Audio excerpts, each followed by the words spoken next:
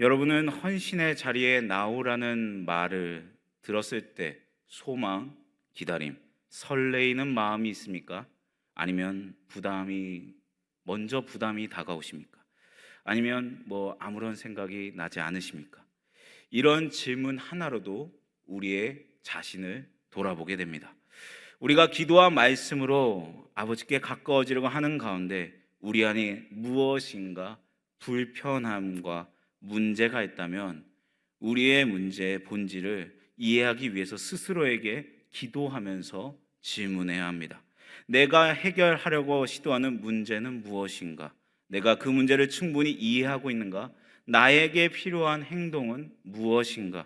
이러한 질문으로써 우리 자신이 지금 아버지께 나아가고 있는데 문제가 있다고 진단이 나온다면 그것으로 좌절하는 것이 아니라 나는 이거밖에 안 돼라고 좌절하는 것이 아니라 한 단계 더 나아가 아버지께 엎드려야 합니다. 정확한 진단이 나왔다면 정확한 해결책을 찾아야 하는 것이죠. 우리가 진정한 회복을 원한다면 말씀을 통해 진정한 해결책을 찾아야 합니다. 오늘 말씀은 이스라엘 백성들의 회복에 대한 말씀입니다. 오늘 이 말씀을 통해 정확한 진단을 내리고 정확한 해결책을 찾는 시간이 되길 소망합니다. 본문 앞 2절에서 9절까지 말씀에 있는 호세아 선지자와 고멜과의 결혼을 통해 낳은 3명의 자식들과 이름에 대한 이야기가 나오고 있습니다. 호세아의 자녀들에게 주신 이름은 단순한 이름이 아니라 하나님의 메시지가 담겨 있는 이름이었습니다. 이것을 통해 하나님을 떠난 이스라엘 백성들의 상태를 지적하고 책망하셨던 것입니다. 본문 2절 말씀입니다. 여호와께서 처음 호세아에게 말씀하실 때 여호와께서 호세아에게 이르시되 너는 가서 음란한 여자를 맞이하여 음란한 자식들을 낳아라. 이 나라가 여호와를 떠나 크게 음란함이니라 하시니. 이 2절 말씀에 호세아 선지자가 음란한 여자를 맞이하여 음란한 자식들을 낳으라고 명령을 하고 계십니다. 그 이유는 이스라엘 전 나라가 여호와를 떠나 크게 음란하기 때문이라고 말씀하고 있습니다. 호세아 선지자가 음란한 여인 고멜과 결혼한 것 자체가 백성들에게는 메시지였던 것입니다. 어떤 메시지를 전하고 있는 것입니까? 너희들의 영적 상태가 남편을 떠난 음란한 여자와 같다는 말씀입니다. 하지만 이스라엘 백성들은 이러한 하나님의 경고의 말씀을 통해 변화되지 않았습니다. 4절 말씀입니다. 여호와께서 호세아에게 이르시되 그의 이름을 이스르엘이라 하라. 조금 후에 내가 이스라엘의 피를 예후의 집에 갚으며 이스라엘 족속의 나라를 폐할 것임이니라. 그래서 4절을 보시면 하나님께서 호세아가 낳은 첫째 아들의 이름을 이스르엘이라고 지었습니다. 이스르엘이라는 이름은 흩어버린다는 뜻을 가집니다. 이제 하나님께서는 이스라엘 백성들을 심판하셔서 흩어버리시겠다고 경고의 메시지를 주고 계십니다. 하지만 이 메시지를 듣고도 이스라엘 백성들은 전혀 변하지 않았습니다. 6절 말씀입니다. 고멜이 또 임신하여 딸을 낳으며 여호와께서 호세아에게 이르시되 그의 이름을 로루하라 하마라 하라. 내가 다시 이스라엘 족속을 긍휼히 여겨서 용서하지 않을 것임이니라. 그래서 6절을 보시면 둘째 아이를 낳았을 때 그 이름을 로루하마라고 지었습니다. 히브리어 앞에 로라고 붙는 것은 노처럼 부정적인 의미가 있습니다. 루하마라는 뜻은 긍휼하게 얻은 일, 긍휼하심을 얻은 이라는 뜻인데 그 앞에 로가 붙어서 로루하마가 되면 긍휼하심을 전혀 얻지 못한 자가 되는 것입니다. 둘째 이름을 로루하마라고 지은 것은 이스라엘 백성들을 다시는 불쌍히 여기지도 않겠고 용서하지도 않겠다는 경고의 메시지였습니다. 하지만 이 메시지로도 이스라엘 백성들에게는 통하지 않았습니다. 8절 9절입니다. 고멜이 로루하마에게 젖된 후에 또 임신하여 아들을 낳음에 여호와께서 이르시되 그의 이름을 로암미라 하라. 너희는 내 백성이 아니요 너는 너희 하나님이 되지 아니할 것임이니라. 결국 8절에서 9절 말씀을 보시면 셋째를 낳았을 때 그 이름을 로암미라고 지었습니다. 히브리어 로자가 붙으면 부정적인 의미라고 말씀드렸습니다. 본래 암미라는 말씀은 내 백성이라는 뜻입니다. 그러니까 로가 붙어서 로암미가 되었으니 뜻이 어떻습니까?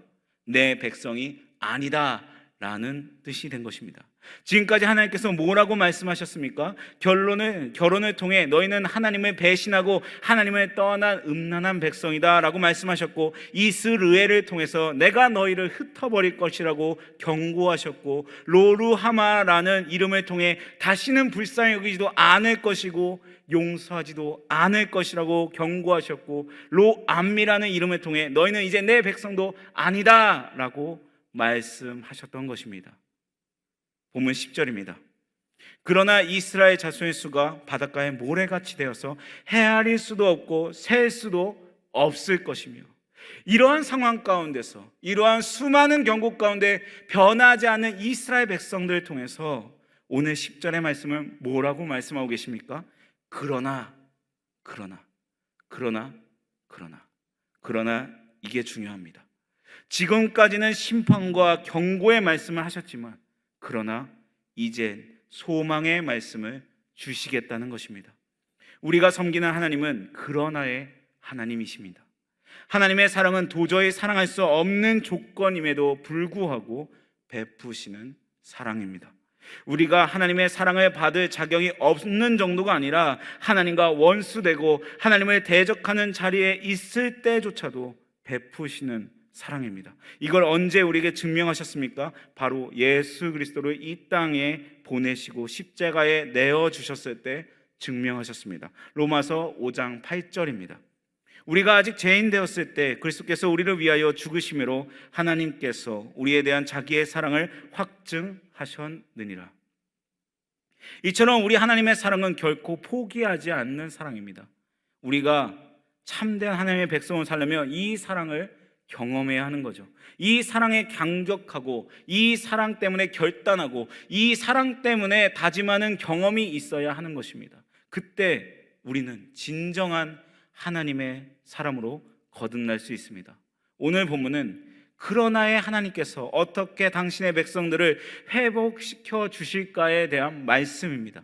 본문은 그들을 향한 변함없는 약속의 실현을 통해 회복될 것임을 말씀합니다. 그 약속이란 이스라엘 자손의 수가 바닷가에 모래같이 되어서 헤아릴 수도 없고 셀 수도 없을 것이라는 것입니다.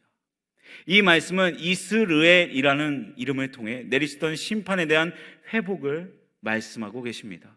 이제 하나님께서는 흩으셨던 이스라엘 백성들을 다시 불러 모으신다는 말씀입니다.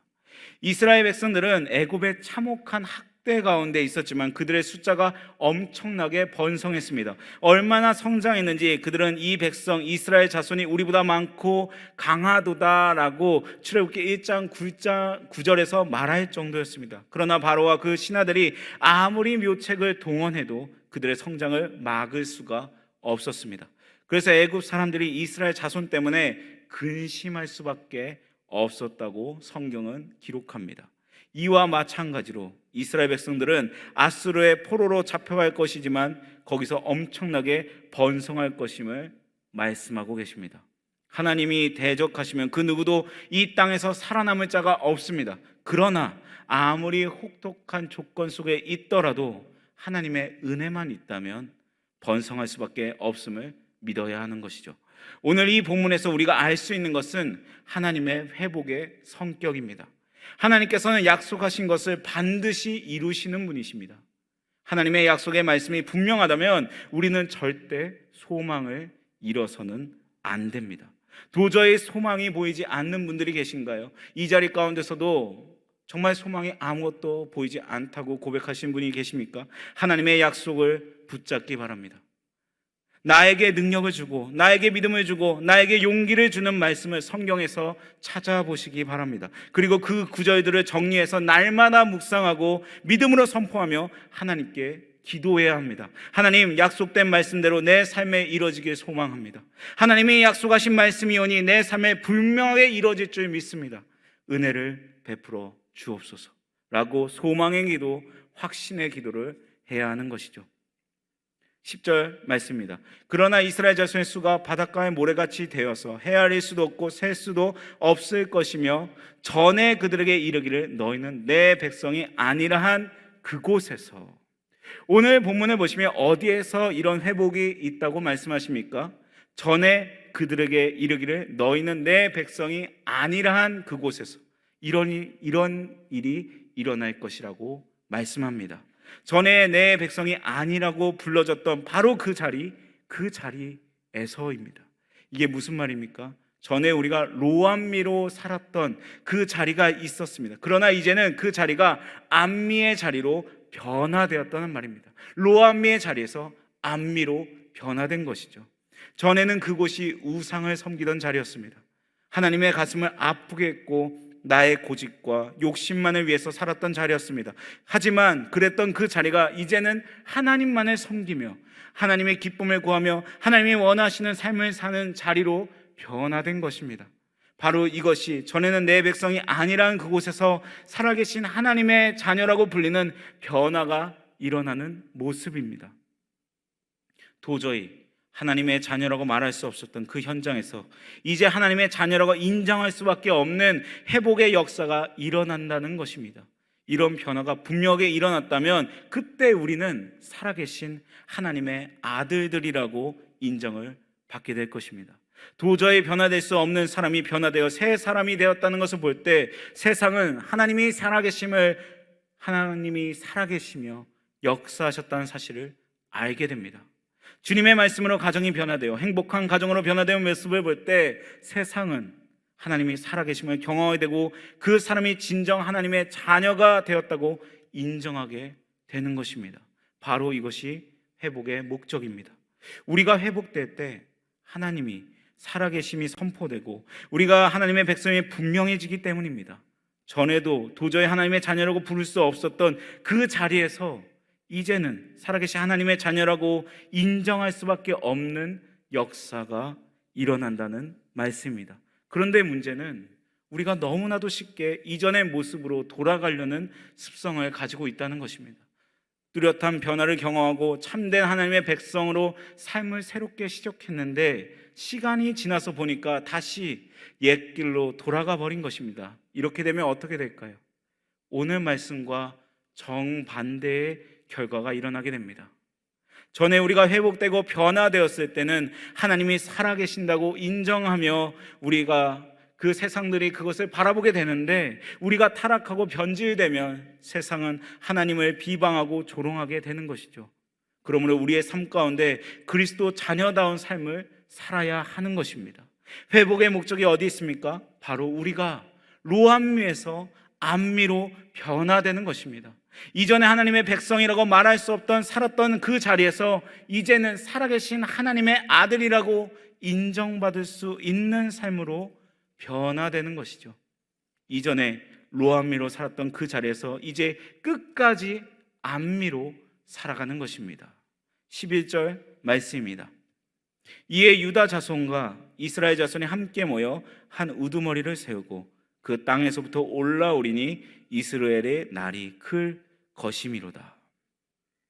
이제 본문은 지금까지 나왔던 호세아 선지자의 세 자녀의 이름들 중에 통해 내려졌던 저주와 심판이 회복되는 것을 말씀하고 있습니다. 완전한 구원은 저주와 심판의 이름과 회복과 구원의 이름으로 변경되는 것이죠. 새로운 이름으로 주어졌다는 것은 새로운 관계가 시작되고 새로운 백성이 되었다는 것을 의미합니다. 먼저 11절에 이스르엘의 회복을, 다음으로 2장 1절에서 로루하마와 로암의 회복을 말씀합니다. 하나님이 흩으셨던 백성들을 다시 불러 모으실 것이며 은총을 받지 못했던 백성이 은총을 받게 되고 버림받았던 백성이 다시 하나님의 백성이 될 것임을 차례대로 말씀하고 있습니다. 회복의 결과로 모든 저주가 끊어졌고 완전히 새로운 삶을 시작할 수 있게 되었음을 말씀하고 있는 것입니다. 먼저 이스르엘의 회복입니다. 본문의 유다 자손과 이스라엘 자손을 함께 말씀하고 있습니다. 흩어졌던 이스라엘 백성들이 이제 한 몸이 되어 한 지도자를 세우고 다시 이스라엘 땅으로 돌아온다는 뜻입니다. 본래 이스라엘이라는 이름의 단어는 두 가지 뜻을 가지고 있습니다. 하나는 흩어버린다는 뜻이고 또 다른 하나는 씨를 뿌린다는 뜻을 가지고 있습니다. 이스라엘 농사는 씨앗종을 들고 흩으면서 씨를 뿌리기 때문에 씨앗을 심는다는 의미를 함께 가지고 있습니다. 예수님의 씨 뿌리는 비유에서 씨앗이 마구 날아가서 땅에도 떨어지고 돌밭에도 떨어지고 가시덤불에도 떨어지는 이유가 이렇게 확 뿌리기 때문입니다. 그래서 로루하마와 로암미는 회복된 이름이 다른 이름으로 바뀌는데 이스르엘은 회복된 이름이 바뀌지 않고 이스라엘이라는 이름을 그대로 쓰고 있는 것입니다. 그 땅에서부터 올라온다는 말씀의 히브리어 원문은 식물이 딱 싹이 터져 흙을 뚫고 올라오는 장면을 묘사한 것입니다. 이스라엘의 뜻이 하나님께서 씨를 뿌린 것이라면 이제 그 씨가 싹이 터져 흙을 뚫고 올라온다는 것이죠. 하나님께서 씨를 심으신 분이시라면 이스라엘은 이제 싹이 나서 잘 자라게 될 것입니다. 도저히 올라올 수 없을 정도로 무너진 이스라엘 백성들이지만 땅을 가르고 힘차게 올라올 것입니다. 그리고 그렇게 올라온 백성들을 통해 이스라엘의 날이 크게 될 것임을 말씀하고 있습니다. 바벨론에 의해 멸망당해 버림받았던 그 땅에 이스라엘 백성들이 회복되어 올라와 번성하게 될 것을 말씀하고 있습니다.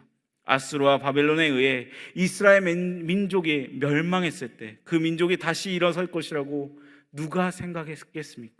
하지만 이제 그 일이 실제로 일어날 것입니까? 바로 그 하나님의 기적은 인간이 포기하고 인간이 상상할 수 없던 그 자리에서 일어나기 때문입니다. 아무도 바라볼 수 없는, 아무도 예상할 수 없던 그 자리에서 회복이 일어난 것이죠. 하나님이 힘주시면 도저히 뚫을 수 없는 그 땅을 뚫고 올라올 수 없는 그 땅도 갈라지고 올라올 수 있습니다. 도저히 건너갈 수 없었다고 생각했던 홍해도 갈라지고 지나가게 하시는 것이죠. 도저히 정복할 수 없었다고 생각했던 여리고도 무너뜨리고 함락시킬 수 있는 것입니다. 도저히 뚫고 올라올 수 없다고 생각되는 그 자리가 바로 하나님의 기적이 필요한 자리입니다. 하나님의 역사가 아니라면 도저히 해결할 수 없는 그곳이 바로 하나님의 기적이 필요한 자리인 거죠. 지금 도저히 뚫을 수 없는 땅, 도저히 가를 수 없는 바다, 도저히 넘어갈 수 없는 성벽이 여러분을 가로막고 있다면 바로 그때가, 바로 이때가 하나님의 기적이 필요한 때입니다. 이스라엘의 하나님을 만나야 할 때이죠. 2장 1절입니다. 너희 형제에게는 암미라 하고 너희 자매에게는 루하마라 하라. 암미라는 말은 아까 설명드린 대로 나의 백성이라는 뜻이며 루하마라는 말은 긍휼하심을 얻는다는 뜻이라고 말씀드렸습니다. 이 단어들은 앞에 등장한 로암미와 로루하마의 반대말입니다. 나의 백성이 다니던 자들이 다시 나의 백성이 되었고 나의 긍휼을 받지 못했던 자들이 긍휼을 받게 되었다는 회복의 메시지입니다.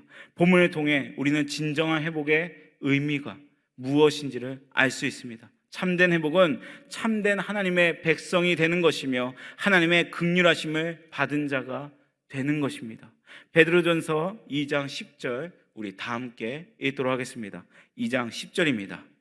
너희가 전에는 백성이 아니더니 이제는 하나님의 백성이요 전에는 긍휼을 얻지 못하였더니 이제는 긍휼을 얻은 자니라. 무슨 말씀입니까? 전에는 하나님의 백성이 될 자격도 없었던 우리가 이제는 하나님의 백성이 되었다는 것입니다. 전에는 긍휼하심을 얻지 못했는데 이제는 긍휼하심을 얻은 백성이 되었다는 것입니다. 하나님의 진노로부터 회복되어 하나님의 사랑과 자비를 받을 수 있는 신분이 되는 것, 이것이 바로 구원의 축복입니다. 오늘 본문을 보시면 서로 어떻게 하라고 말씀하십니까? 너희 형제에게는 암미라 하고 너희 자매에게는 루하마라 하라. 바로 형제 자매들에게 이러한 메시지, 서로 격려하라는 말씀입니다. 그냥 알고 끝나는 것이 아니라 서로에게 선포하라는 것입니다. 확신을 잃어버리고 자신감을 잃어버리고 믿음을 잃어버린 형제들에게 이러한 메시지를 통해 회복의 자리로 나아가라고 말씀하고 있는 것입니다. 공동체 안에 참된 믿음으로 살지 못한 자가 있다면 그에게 이렇게 격려하시기 바랍니다. 당신은 암미입니다. 당신은 하나님의 백성입니다. 세상 나라의 백성이 아니라 하나님 나라의 백성입니다. 하나님의 백성은 하나님의 백성답게 살아야 합니다. 하나님의 통치를 믿으며 하나님의 함께 하심을 기대하며 믿음으로 살아가야 합니다. 지금의 현실이 어렵고 힘들어 좌절하고 쓰러질지라도 당신은 암미입니다. 당신은 하나님의 백성입니다. 또한 공동체 안에 극심한 고통과 어려움 속에 하나님을 원망하고 의심하는 자가 있다면 이렇게 격려하시기 바랍니다. 당신은 루아마입니다. 하나님의 저주 속에 있다는 것이 아니라 하나님의 사랑을 받는 하나님의 자녀입니다. 고통 속에서도 하나님의 사랑을 의심하지 말고 이 사랑을 확신하며 살아가야 한다고, 당신은 암미입니다, 당신은 루아마입니다 라고 서로를 격려하며 선포해야 하는 것이죠. 너희 형제에게는 암미라고 너희 자매에게는 루아마라 하라. 확신을 잃어버린 자에게, 자신감을 잃어버린 자에게, 믿음을 잃어버린 자에게 우리는 이 말씀으로 격려하며 함께 회복의 자리로 나아가야 합니다. 우리는 모두 회복된 격려자가 되어야 한다는 말씀입니다. 힘든 고통의 순간을 겪었지만 하나님의 특별한 은혜로 회복되었고, 현재 고통당하는 다른 형제들을 돌아보는 회복된 격려자가 되어야 하는 것입니다. 나만 회복됐다고 끝나는 것이 아니라 우리 주변에 회복되지 못한 자가 있다면 찾아가서 압니다, 루아입니다 말하고 있어야 하는 것입니다. 왜 이렇게 회복시켜 주십니까? 우리가 더 이상 루아미로 살아서는 안 되고 이제는 암미로 변화되어 살아계신 하나님을 증명하며 살아가야 하기 때문입니다. 회복된 격려자가 되어 형제 자매들의 연약한 삶을 붙들어주는 삶을 살아야 하기 때문입니다. 도저히 뚫고 올라올 수 없는 어려운 일을 만나고 계신 분들이 있습니까? 그때가 하나님을 만나야 할 때입니다. 그 어려움을 통해서 좌절과 쓰러진 것이 아니라 그때가 하나님을 만나야 할 때입니다. 기적을 행하시고 살아계신 하나님을 만나면 여러분들은 로암미에서 암미로 회복시켜서 다른 형제 자매들에게 하나님의 살아계심을 증명하고 그들의 연약한 믿음을 회복시키는 도구로 사용하실 것입니다. 회복의 약속을 믿고 말씀을 믿고 회복의 목적을 알고 회복의 결과로 회복된 격려자의 삶을 살아가는 우리가 되게 간절히 소망합니다. 너무나 아무것도 바라볼 수 없는 그 자리가 있다면, 또한 그 지체가 있다면 그 자리에 다가가 당신은 하나님의 백성입니다. 하나님의 긍휼하심이 있습니다. 우리가 같이 기도의 자리로 나아갑시다. 예배의 자리를 지킵시다. 하나님께서 함께 하십니다 라고 서로를 격려할 수 있는 우리가 되길 소망합니다. 기도하겠습니다.